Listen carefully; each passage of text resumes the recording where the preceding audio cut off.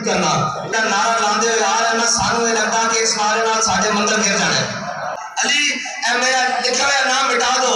تے مولا علی فرمان لا مقابلہ یا رسول اللہ علی ہوئے تے تہاڈا نام مٹا دے قیامت تک اس طرح ہو نہیں سکتا بابا جی نے 12 ربیع الاول کے موقع تے گل سنائی سی کہ مسلمانوں نے میلاد النبی صلی اللہ علیہ وسلم کا جلوس نیت کڈیا تے جناب ہندو وہ درخواست لے کے جب جلوس آ رہے سی تے پہلے جناب اتوں دی انتظامیہ کو چلے گیا کہ انہوں نے روکو انہوں نے کہا جی کیوں روکیے انہوں نے کہا جی یہ جڑا نعرہ لاندے ہوئے آ رہے نا سانو یہ لگتا کہ اس نعرے نال ساڈے منزل گر جانے تے بابا کفر یہ سمجھتا کہ اے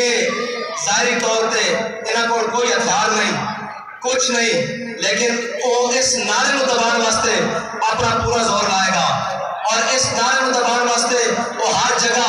اپنے لیے اندر منافق تیار کرے گا کہ جی یہ نعرہ کہاں لگا ہوا ہے یہ نعرہ لگانا ضروری ہے میں کہا جناب دسو پھر کیڑا نعرہ لانا ضروری تہاڈا نعرہ لانا ضروری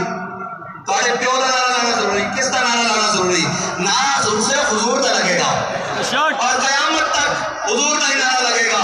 اور مسلمان جدوں بھی کتے بھی مقام کے اتنے بلندی پان کے کہ وہ اس سے نعرے دے نام پان کے اور اس نعرے نے آ کے منافق اور مسلمان کی پہچان کرا دیتی بھائی مولا کائنات دا غلام ہوئے اور وہ کبھی میں مولا کائنات دا غلام ہوں اس نعرے کی مخالفت کرے ممکن نہیں یہ ہو نہیں سکتا جی صلح حدیبیہ کے موقع تے میرے آقا مولا صلی اللہ علیہ وسلم فرمان اے علی اے میرا لکھا ہوا نام ہو یا علی علی اے میرا لکھا ہوا نام مٹا دو تے مولا علی فرمان لا مقابلہ یا رسول اللہ علی ہوئے تے تہاڈا نام مٹا دے قیامت تک اس طرح ہو نہیں سکتا